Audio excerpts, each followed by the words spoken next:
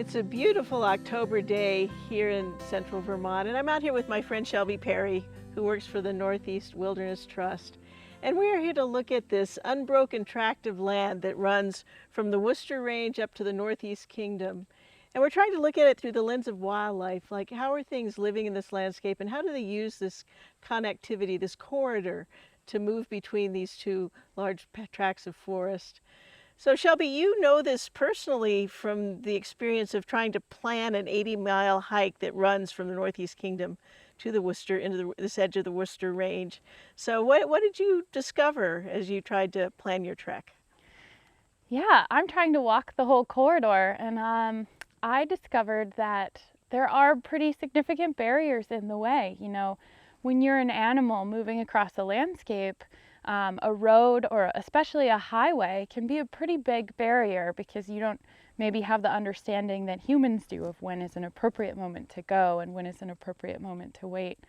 And I also was just looking for ways that I could cross the highway. Obviously, I didn't want to run across 2 lanes of highway, so I was looking for ways that I could get under or over the highway, and I had to plan really carefully where I was going with the use of maps and everything to plan this, but the wildlife using this corridor cannot. So, you know, thinking about that connectivity and the way the animals move on the landscape really brought it into a different light for me in planning this walk. Yeah, and it probably matters if you're a beaver, if you're a bobcat, if you're a bear, if you're a moose, you know, what presents itself in terms of how you are trying to get around. So Shelby, what's exciting to you about this spot in particular where we're standing? Yeah, I think one of the really neat things about this spot on the edge of this field is that we have a lot of different kinds of habitat kind of coming together right here. So we're looking at field, but we also see shrubs, we also see forest, and there's wetlands down behind. So there's a place like this provides habitat for a lot of different kinds of animals.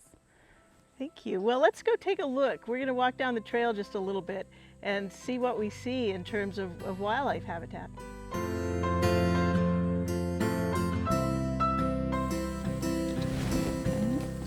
This one doesn't want to let go.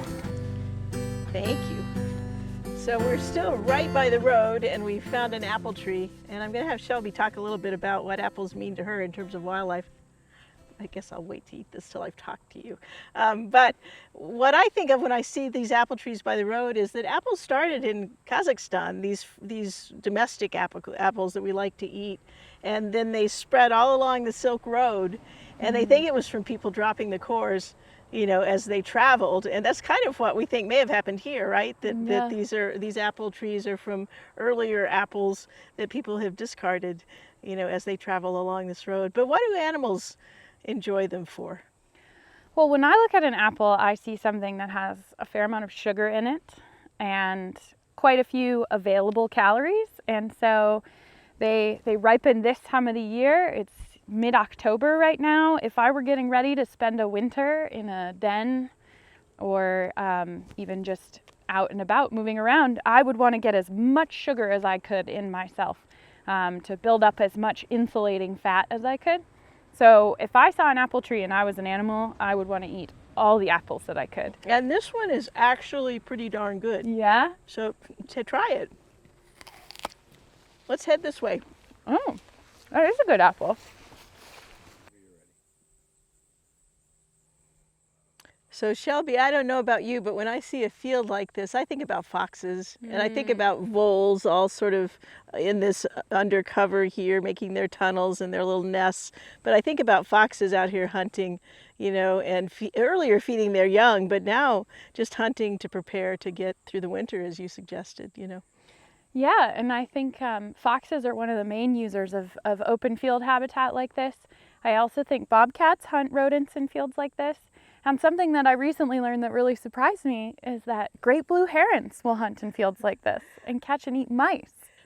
Well, and someone told me, and it's hard to know whether to believe this or not, but they told me they saw it. They saw a great blue heron eat an entire muskrat. Like it took them a long time to get it down. But boy, that would have lasted quite a while, I would think. So next to the fields, I see the shrublands, and I'm curious if we walk in there, like what might be going on in that habitat that's different than what's going on out here. Yeah, I think if I were a big animal moving through this landscape, I would want to be in the shrubs and come down this way so that I would be covered so no one could see me. But if I were a fox or a heron or a bobcat or something hunting, then I might go out in the field and risk being out of cover just to get a meal. So they're going to spend most of their moving time in the shrubs, in the trees, but when it's time to hunt, they'll take risks for that to get the food. And a field is kind of a risk. You feel pretty exposed out here. Nice. And also, I noticed as we were walking down the trail here, there were grasshoppers flying off into the grass on either side. And things like kestrels and other birds would certainly also be feeding on those. I know foxes can catch them, and even coyotes will eat them. So grasshoppers are kind of fat little packets of food when you can get them. Shelby, when I look around us, I see kind of a mixed deciduous forest, but then something different's happening over there. What can you tell me what you think is going on in that landscape? You know, I don't know for sure, but I have a theory that down there is a sort of swampy wetland area and we're on acidic bedrock, so we're probably looking at some kind of an acidic basin where water collected. And I think maybe once upon a time that was a forested swamp, which is why we see so many spruce trees. But maybe the beavers, who have built a little pond you can sort of just barely see in the foreground, and I think there's a bigger one behind, have kind of taken down part of that forested swamp. And certainly humans have taken down part of it to make this field. Yeah. So I think what we're seeing there is sort of the evidence of previous beaver inhabitation, where they come in and they eat all their favorite kinds of food. And their favorite kinds of food do not include conifers. So they tend to leave a ring of conifers around their old ponds.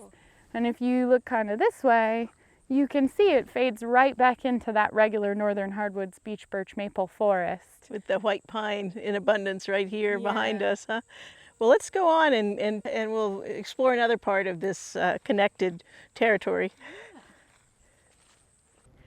So we've come about 7.5 miles north as the crow flies from where we started at East Montpelier Town Trails.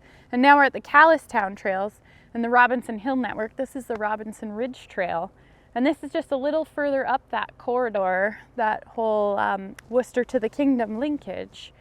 So we're only about 7.5 miles from where we started straight, but it took us a little longer to drive here because we had to go out and around the blocks of forest that kind of connect.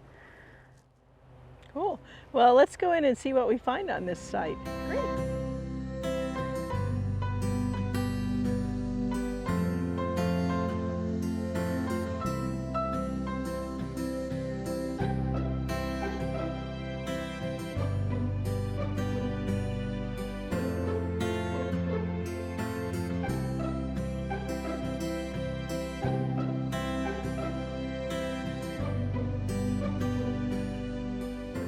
So Shelby, one thing I noticed as we're walking up the trails are these maidenhair ferns, just beautiful, beautiful, delicate ferns, and the blue cohosh. So this is telling me that this is an enriched environment.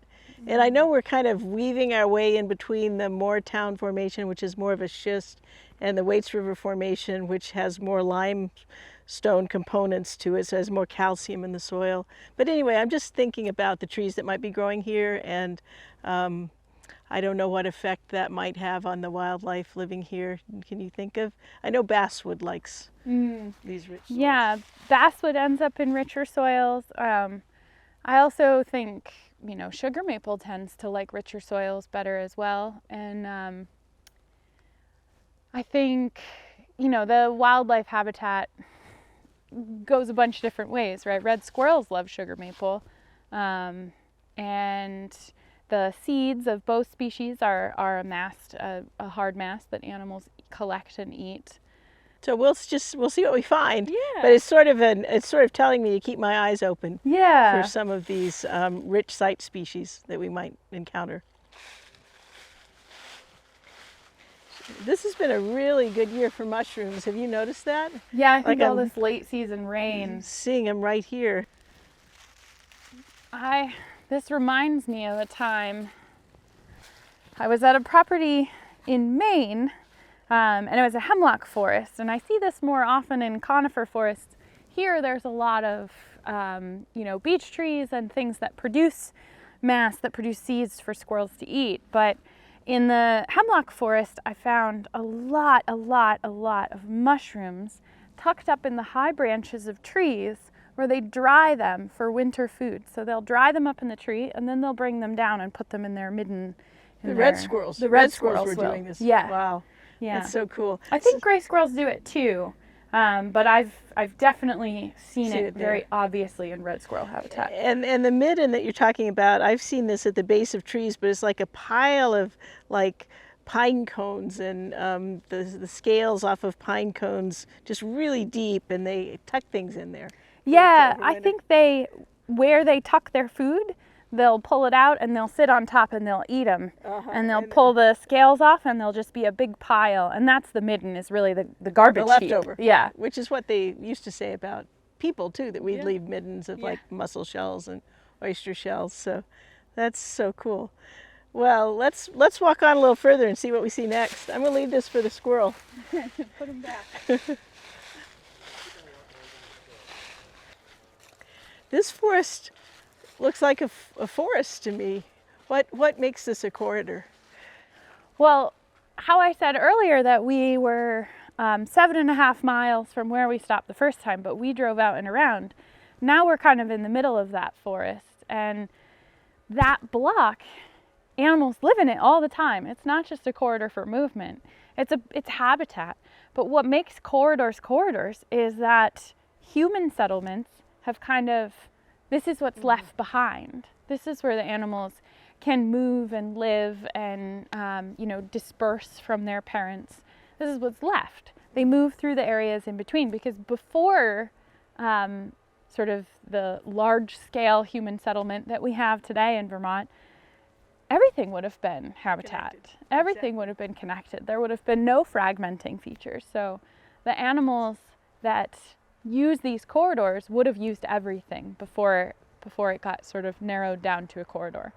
And that's what makes corridors so important, because they're what's left connecting these big blocks of habitat. So they're really important to protect now, because like in LA, I think you were saying earlier that they're paying, you know, millions of dollars to build these land bridges over highways to let migrating animals cross. And we have that connectivity here already right now. Animals can move through this without hitting major barriers. And the story, like, related to that big land bridge, which they're going to, you know, landscape and try to make look like a forest so animals will use it, but they're trying to reconnect this remnant population of mountain lions out in LA that have been cut off from another breeding population, and they want to just increase new genetic flow into that area. So tell me a little bit about corridors and how animals use them. And you had a mountain lion story that took place out here. What? Yeah, another really important function of corridors is letting animals move around to be able to breed with new breeding populations. So we all kind of know, right? Isolated small populations is not healthy for the gene pool. You want to connect populations to as many others as possible. So you know, one of the big uses of corridors is animals dispersing, seeking mates. And there's a story about in the Black Hills of North Dakota is sort of one of the farthest east breeding populations of cougars, mountain lions. In Vermont, we call them catamounts. Yes. And they're all the same thing. And, you know, in 2011, I think, one of them was hit by a car in Connecticut. And it was a young male from that Black Hills population, and he left home in search of not only a block of habitat that he could inhabit, but also mates.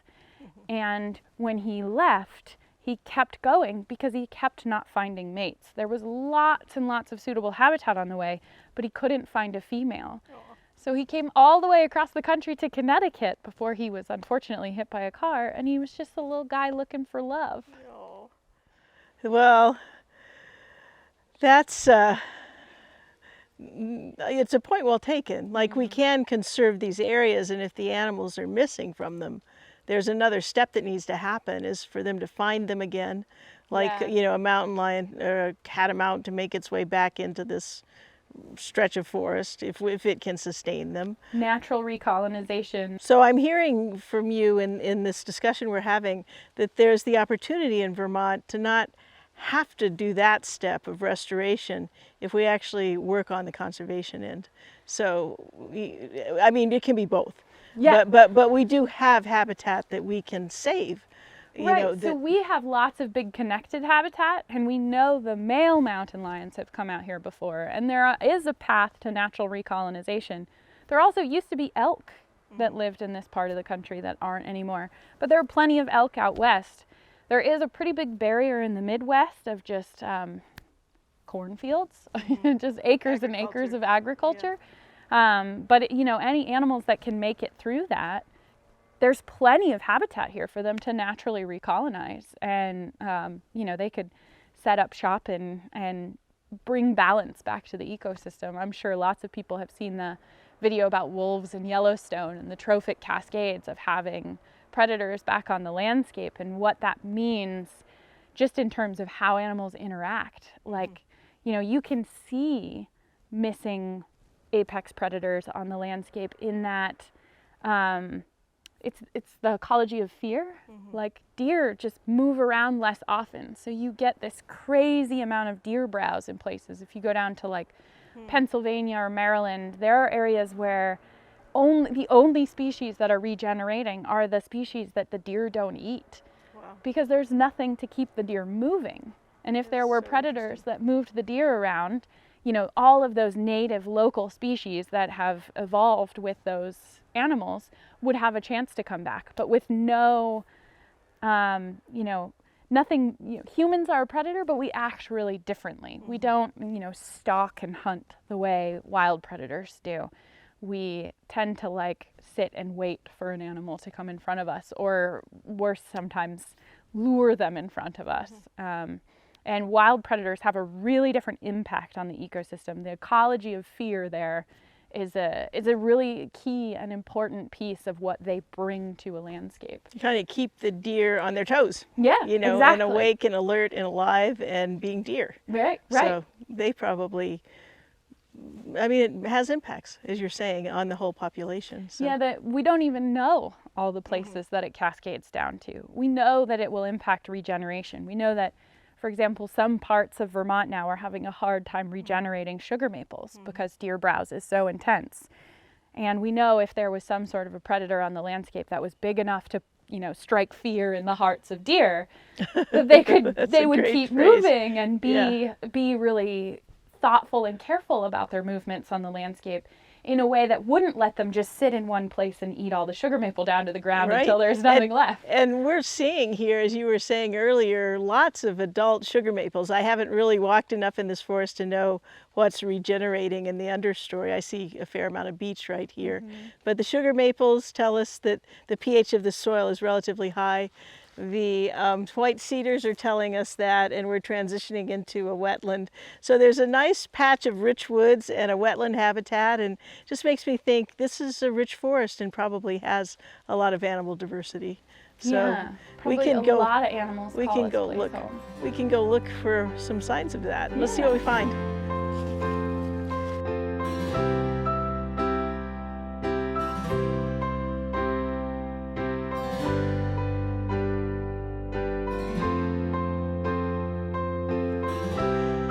What did you find? I think I found a zombie aspen leaf. Look at that. Yeah, so there's a caterpillar in there, and it's secreting a chemical that's keeping this part of the leaf alive, keeping the chlorophyll active, and it's grazing in there. It's grazing. This leaf miner moth caterpillar is in there eating the chlorophyll, the chloroplasts, and it will just hang out there until it's ready to pupate, and it'll come out of the leaf and overwinter in the forest floor.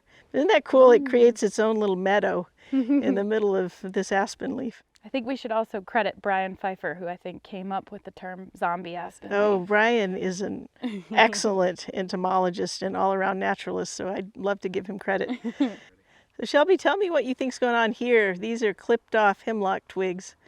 Yeah, I think, so I think these are either a sign of squirrels who have chewed it off to eat the little cones, Or sometimes it's porcupines. Often those are bigger, where they'll chew it off and then they'll eat the needles and then they'll drop them off. These don't look too chewed up to me, so I'm guessing maybe this was squirrels cutting these off and eating the cones right before winter. Or probably not eating them, probably storing them, right? Because they've got a great big cold some period of both. to get through. A little of both. Get eaten while they can. They work. Yeah, exactly. Woo. All right, well, let's see what we find next.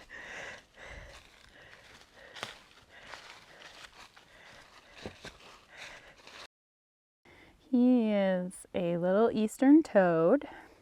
Sometimes they like to be stroked a little bit. It's kind of, I don't know if that's true or if it's like they freeze because they're terrified, but sometimes when you pet them, they calm down. You know, when you're talking about habitat connectivity, a lot of people think about great big animals like bears and moose and deer and catamounts and things like that, but these guys require connectivity too. I mean, if you think about mating season in the springtime, these guys get flattened on roadways all over the place. So thinking about wetlands near roads, it's always important to, if you can, not drive them in mating season. Oh yeah, I can see how I'd not be able to see him if he sat still. I didn't even know he was there until he hopped. Oops. Oh, and now he's totally covered. Oh, now he's the moving leaf. I'm a big fan of moving slowly through the woods because whenever you move slowly, you see things you might not ordinarily see. We just found those zombie aspen leaves, and then we found that toad, and then I saw this little slime mold here. And I think a lot of people think these are closely related to fungi, but they really aren't.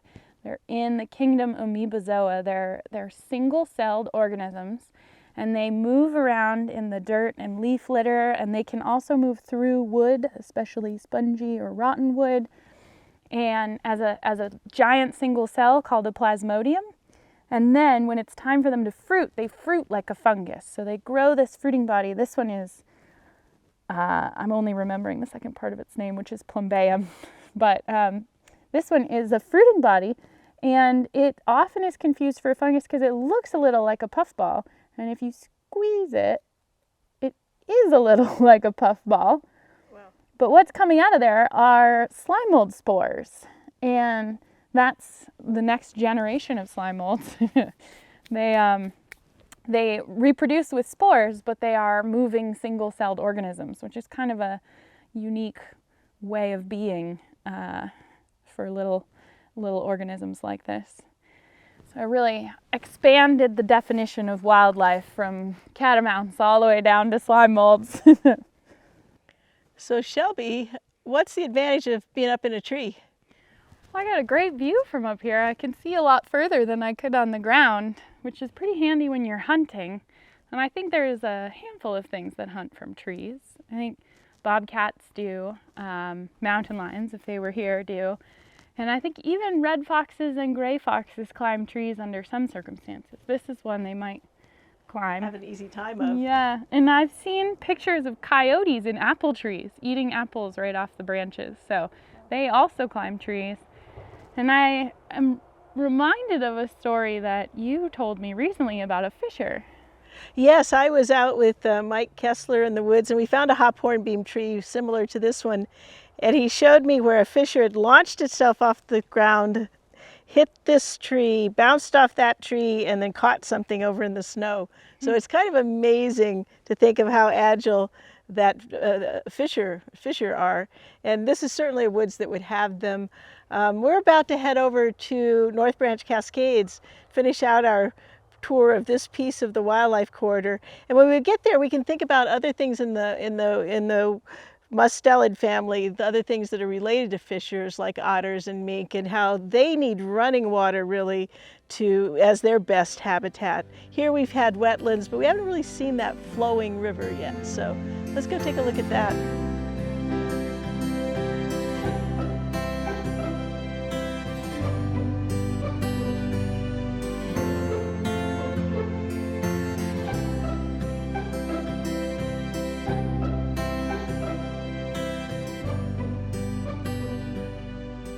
We've come north from Sparrow Farm road, and we're here at North Cascades along the North Winooski River, and I'm seeing active sign of beavers on this site, Shelby, and I'm noticing that they've taken this yellow birch and alder and things that they've cut, and they've started to try to dam this river. How successful do you think that's going to be for them? I don't think it's going to go great for them. This is somewhat marginal beaver habitat, I would say. This is pretty wide. It's got pretty low sides. It'd be a lot of work to dam it. And we're pretty high up in the watershed here, so the North Branch isn't huge, but it's pretty flashy. Like when things are melting in the spring, the whole Worcester Range is melting into this river, so it really roars in the springtime. So I don't think this is ideal beaver habitat. Well, just upstream from here, they have successfully dammed a smaller branch, and just kind of a wetland. They have built a great big complex of beaver ponds in this very river up higher, but it's a way better position in the landscape. It's got better sides. It's got little tributaries coming in, so some of them come in below the dam, so it's less flashy. It's higher up in the watershed. So what we're probably looking at here is, beavers stay with their parents for 2 years to learn how to build dams and do all of the complicated things that beavers do. And this is probably a young from, the beaver complex upstream, dispersing away from his parents or her and trying to set up a home. It seems as though they may have already given up. They cut a lot of things along this bank, but right behind me, it looks like there was a dam across the top of that rock, and I can see the water flowing right over rock now, so I think it's probably blown out. Beavers have best luck building dams where they can really stick things into the substrate, and rocks are not good for that kind of engineering stuff in. No, and the whole idea is that they need to back this water up deep enough that if it freezes, and it will freeze in the winter, that they have room under it to live and to cache food and to eat. And it's just not clear that this landscape's going to work out for them in that way. No, hopefully they moved on and found a better place already. Spot. Sometimes you have to try and try again, huh? It's late in the year, so hopefully they're already in a better spot. I hope so too. I think they liked what they were finding here in terms of the species and the size of trees that they could cut. But the water engineering is just going to be too complicated for them. Not ideal, yeah. No. Shall we go down the river and look at some other things? Sure. All right.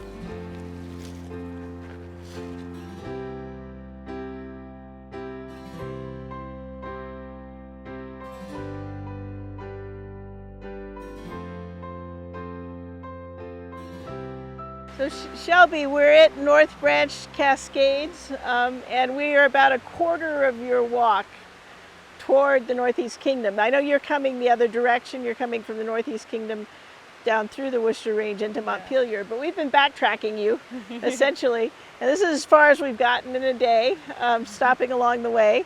But we really wanted to feature the river because I think of rivers as corridors in and of themselves. And certainly as they empty out into the broad, flat Champlain Valley and freeze over in the winter, that's where I go looking for tracks. I've seen, I think one of the most startling things I saw once was I thought I was tracking a coyote, and it was tracking down the middle of the river, and then it came up out of the river and it turned into 4 animals. Like there were 4 animals all directly registering in the deep snow, which is cool. And also down there we often see along rivers where otters have been sliding through the snow, and that's such a cool thing to notice. So we're in fall, we're going into winter, there's lots of reason to get out and look for animals. But what are your associations with rivers, especially in the context of being travel corridors? Well, one of the things you mentioned was the Champlain Valley, and I think in the Champlain Valley they really are corridors because they tend to have the natural tree cover on either side of the river around agricultural land on either side. And if you're a large animal moving through, you want that cover. So you will stick to the river corridor because that's where you're going to have basically a place to hide. I also think rivers are they're food sources and water sources for a lot of different animals. raccoons and minks, and you mentioned otters, coyotes also, lots of things eat fish and crayfish and the freshwater mussels. So they're sort of cornucopias out in the woods of different food sources and really high protein food sources. You know, a lot of what you find in the woods are nuts and berries and things that, you know, nuts your body has to work a lot to break down. But if you can eat a fish, that is some solid and accessible, you know, quick fat and protein. So that's a really handy food source this time of the year. I also think of rivers as really important corridors in another way, in that often where a river and a road meet, where the river goes under the road is the easiest place for animals to cross that road. If they're sort of tracking to the river because it has cover, and then the river goes under a bridge, the animals are going to go under that bridge too, and it's a lot safer for them. So rivers do a great job of sort of protecting and providing that protected corridor and those underpasses to get under these roads that would normally be pretty big barriers. And I'm also noticing, just as we're standing here, the cooler, misty air, sort of air conditioning in the back of me. You know, they're a great place in the summer for animals to go, well, for the water, but also as a place that's not really hot. You know, it provides shelter and cooling for them. And when I think about animals that need cooling, I think about the big brown animals like the moose and the bear. You know, they get hot, you know, especially in the summer. And you see on YouTube bears getting into people's swimming pools, you know, and so here they have it. They have this habitat that they can enjoy. And I know moose I've read they get stressed if the heat goes above like 56 degrees. So that's why they often retreat up into the mountains in the summer. But these kinds of spots also allow them refuge. Yeah, and thinking about those big brown animals, we are also at the North Branch Cascades. We're sort of at one of the edges of that corridor. We're just below the ridgeline of the Worcester Mountains, which is what the corridor is trying to connect to the kingdom. So I artificially extended it to Montpelier, but we're sort of at one of the destinations of this corridor. And a lot of animals are moving from those high mountain places down here for water or forage or places to live or breed, and back to those mountains depending on seasonality and temperature. So tell me about your own contribution to this current effort to create the Woodbury Wilderness Preserve. I know you're hiking those 80 miles from the Northeast Kingdom to Montpelier, but tell me more. Yeah, I did my master's project when I was your student in the Field Naturalist program on some of these properties, this property in particular, and all the way over to the sort of Woodbury side of this corridor. And I'm really attached to this landscape. I spent a ton of time out here. I've walked a lot of miles out here. So when this project came on our radar, I thought, this is what I want to do my walk for. So I've done a walk every year for the past 2 years. I just started in 2019. And I try to just bring attention to a project that we're working on that I feel like solves some important need.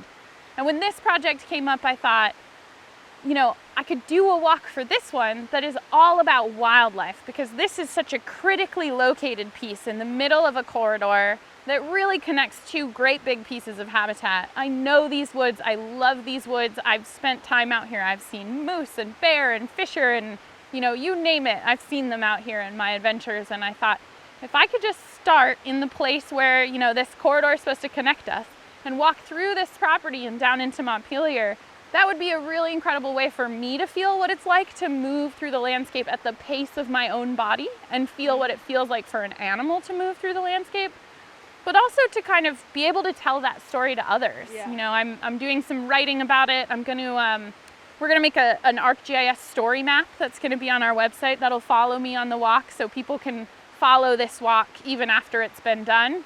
To just sort of tell the story of what it's like to move through our quite human-dominated landscape feeling like an animal or trying to think like an animal. Wow. Well, I'm looking forward to seeing all of those things. And your walk starts in 2 weeks, It later does. October, so Yeah. I'll be in touch about that. Thank you for joining us on another Vermont Master Naturalist hike, and I've really enjoyed being out in the woods with you, Shelby, and I can't wait to hear more. So join us next time. We would like to return to rivers as a theme in the near future and discuss them further. There's all kinds of adventures we can have. So we'll see you next time.